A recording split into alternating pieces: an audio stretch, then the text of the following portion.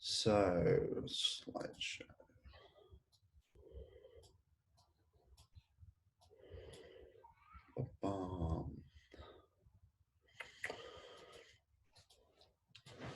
Okay, so we're on with seminar 3, which is measuring progress and monitoring energy intake and expenditure.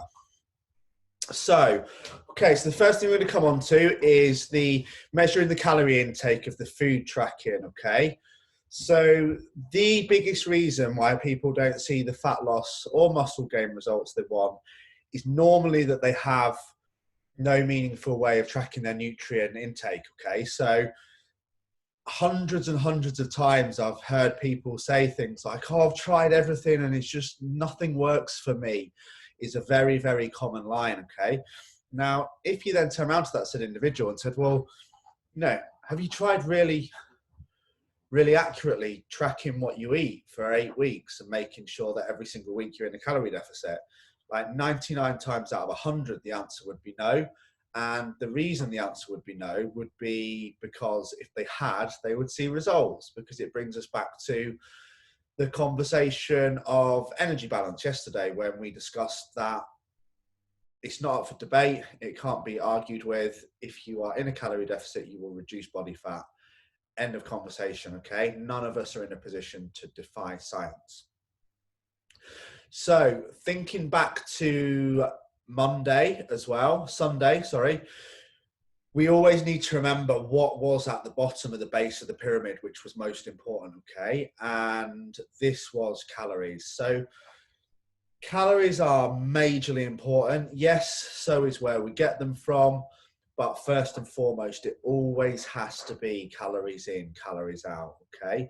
And the harsh reality is with most people is that they just don't know, because you're not accurately tracking, okay?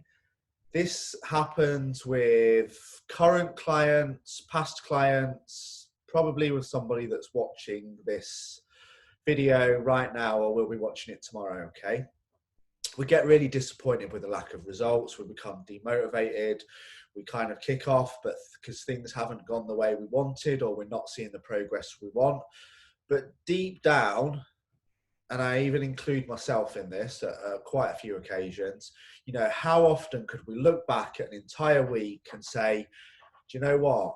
I absolutely nailed my food tracking. I weighed every meal. I measured the milk. I know how much milk I had in coffee, all those types of things. And the answer is normally no. So if you're not seeing results, that would, without a shadow of a doubt, be the number one place that I would start.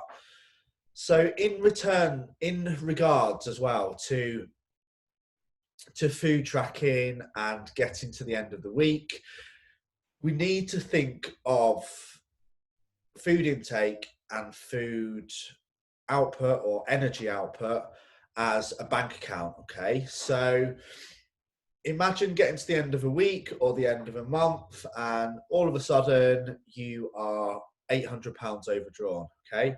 That would be the equivalent of, let's say, an £8 weight gain.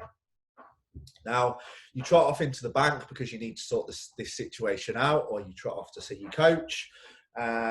And the first thing the bank says is, well, let's have a look at your income and expenditure for the last month and we'll see what's gone wrong. And you turn around and say, oh, I haven't got it. I don't really know what it is that, I don't know what my bills were. And I don't know how much money I earn. Crazy. You just wouldn't do it, okay? But that's exactly what happens with food.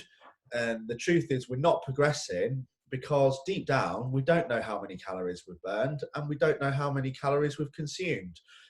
Worst off, we've not been tracking our food. So how on earth can you even begin to rectify that situation? You can't. But yet people still doing that exact process, throwing comments like, I've tried everything and nothing works for me. Most ridiculous comment I've ever heard in my life, okay? So fortunately, in this day and age, we're not back to the old school pen and paper. That's not a dig at you, Michael, if you're watching, by the way. David, sorry.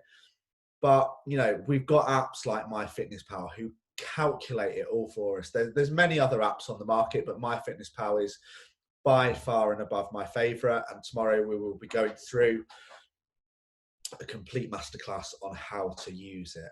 Okay, so we're going to move on to continuing this part. Okay, so a very good place to start if you are just starting out. This is not current clients who are watching who have been with me a while.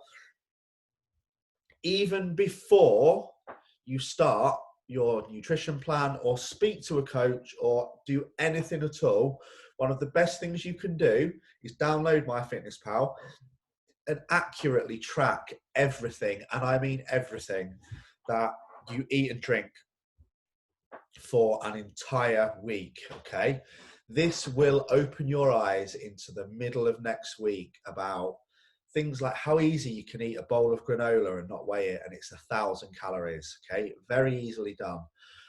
It will educate you. It will be the best education you ever get. So you'll learn what's in red wine, what's in lager, what's in chicken, what's in beef. You know, you might find out, as most people do, that you pretty much live on carbs all day, every day, carbs, sugar and fats, but you didn't think that you were eating that badly.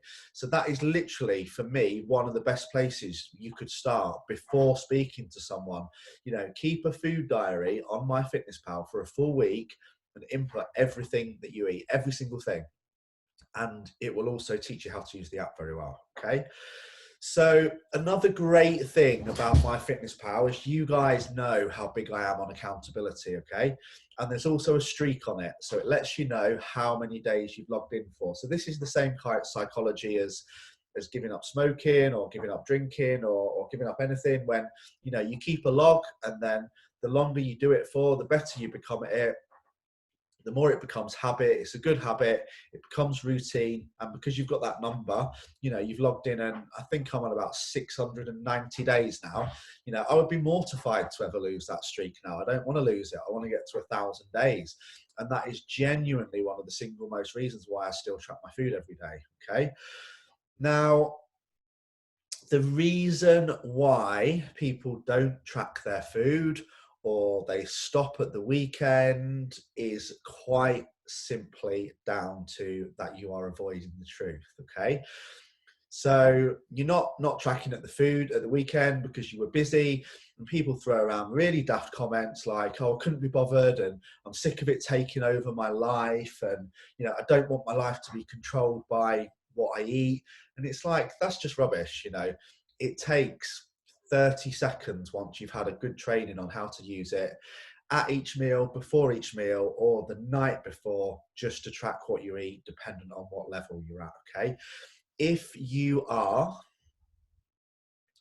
making any of those comments, refusing to track food, making out like it's a big deal, that it's time consuming and it takes too time, the really honest truth is that you're just avoiding it. Okay, you're burying your head in the sand, and you're avoiding the fact that you're eating way too much food.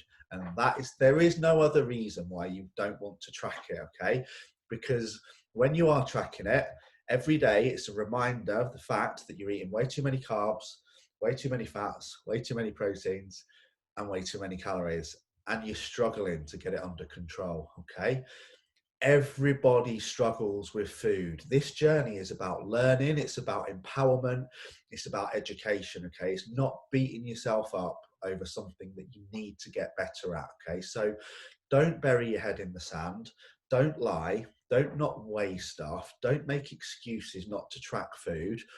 Track your food daily, just like you would track how much you earn, and over time you will improve and get better and better and better. And it is like I said, it's the best education you will ever get in terms of food.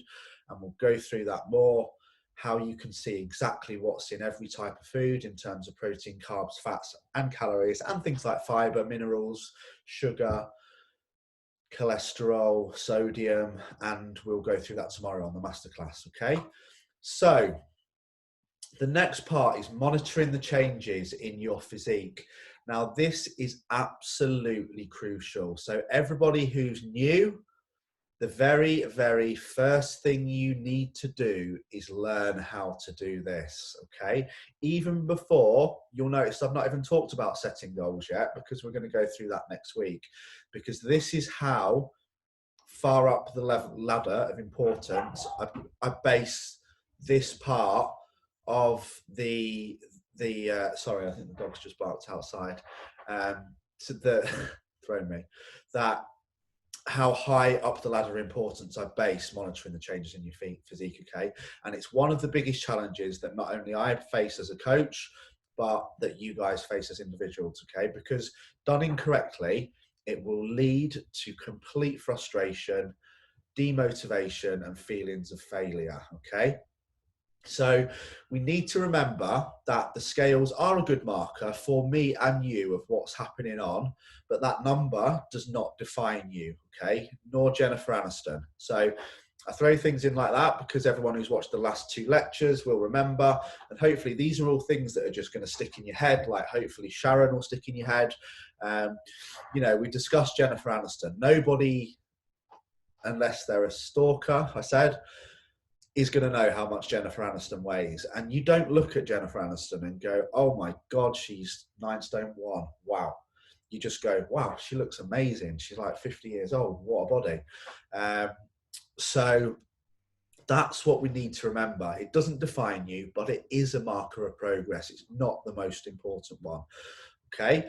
So the first thing we need to do is measure ourselves. So generally I measure quads, hips, waist, chest. That's it. Okay. Now, these measurements, along with how your work clothes fit and favorite clothes, chilling clothes, underwear, will be a much bigger marker of whether you're progressing or not. And deep down, you know whether you're gaining muscle or reducing body fat. And yet, I've still had check-ins when people are, Lee, I'm stronger, my arms feel bigger, I've put some muscle on my legs, I feel leaner around my stomach, my work trousers are looser, but then they get on the scales and they weigh themselves and they just lose the shit into the middle of next week because the scales haven't changed or the scales have even gone up, you know? So it's a marker, but it's not the most important one is what I'm saying, okay? So don't ever let the scales either define you or demotivate you. And if you're finding that you're struggling with the scales, you should never weigh yourself more than once a week. And if you're finding that you are having trouble and it's leading to demotivation, take the battery out and go and put them in the bin, or just put them in a cupboard, put them away, because you don't need them to tell you whether you're progressing or not. You know whether you're training hard enough. You know whether you're sticking to your diet. You'll now know whether you're in a calorie deficit, and you deep down need to stop burying your head in the sand, and you will realize whether you're progressing or not. If you are, you will know why, and if you're not, you will also know why. Okay, so we would take an inch loss on the waist over pounds any day of the week, because the inch actually means we've changed, okay? The pounds just means we've changed weight, and like we've said, it's not a weight loss competition.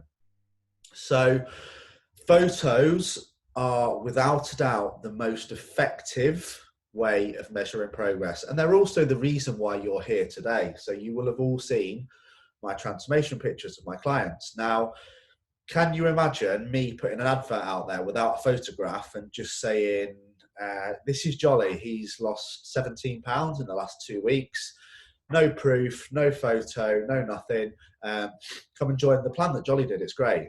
No one would ever sign up because they have to see it, okay? And they don't look at the weight loss, they just look at the change in the two physiques, you know? So that's what, you know, it's all about how you look. We want to see change and we want to feel change, okay? So take start photos, take them at least once a week, and always make sure we take them in the same place, with the same lighting, good lighting, the same clothes, and at the same time of day, okay? They're your photos as well. They're your progress. So kind of put a little bit of effort into your own standards, you know, put some decent gym shorts on, or, you know, make yourself look presentable, and stand against a blank background in a place where you can see your physique well, and you're going to be able to compare it week on week to track progress, okay? So always same clothes, same time, same light, same place. Okay, so have a little pose and work it, baby. So this is just in regards to, again, have a look in the mirror and pose how you would personally pose if you were showing your body off, okay? So you'll notice when people compete or when models are on stage, you know, who stands like that? They don't, okay? They're always turned, the waist's in, shoulders are across, and they're looking in the mirror to tense their abs, to breathe in, to look as best they can. You know, if I'm on stage, I look completely different the second I stop posing and contracting and just relax everything. So, you know, don't be afraid to have a little bit of a pose and work out your good angles and have a look at your own body, okay? So if you just analyze yourself on a straightforward front picture and you're quite boxy anyway and you just stood there like that looking up there somewhere, you know, it's not going to be a great photo and it's not going to make you feel good. So do still take those photos for progress, but don't be afraid to have a little pose as well, okay? Maybe with a selfie if you want to. So other changes. So we need to monitor strength, we need to monitor performance, we need to monitor fitness, and we need to monitor health, okay? It's not just all about abs, you vain buggers. So yes, abs are great. They make you feel great. I don't agree with when people say that they're impossible to get. And, you know, there's the great meme that's out there that says that, you know, a great physique is a status symbol, and it goes into why, because you can't buy it, you can't keep it without looking after it. And it's not something that anyone can give you without hard work, okay? So I agree with all those points. And let's be fair, most of us are in this because we're concerned with how we look. We want to improve how we look because that leads to better feelings of well-being and also body confidence. But we do need to remember these other key points, okay? So, you know, resting heart rate, fitness per runs, cholesterol levels, blood pressure, right across the board. These are other ways to measure performance. So this is what we're going to come on to when we discuss SMART goals, okay? Because if you're getting healthier, you're getting fitter, improving your performance, and you're getting stronger, rather than your focus being on how you look and what you weigh, pretty quickly, I'm going to guarantee you will start seeing some pretty strong changes in how you look. And sometimes, psychologically, once you take the emphasis off the number and the look and focus on the strength, the performance, and the fitness, the whole journey becomes a lot more enjoyable and a lot more fun. Okay, so that's all for tonight's lecture. I will be back tomorrow with the MyFitnessPal Masterclass, where I'm going to go right through from setting up a brand new account to putting your macros and calories in to creating days. I'm going to show you some little hacks, how to change the meal names, how to put exercise in, how to put hydration in, how to scan barcodes, and also how to copy your days and save meals if you want to save time, as well as putting in each and every recipe from the books. So yeah, I hope you enjoyed that, guys. See you all soon. Take care.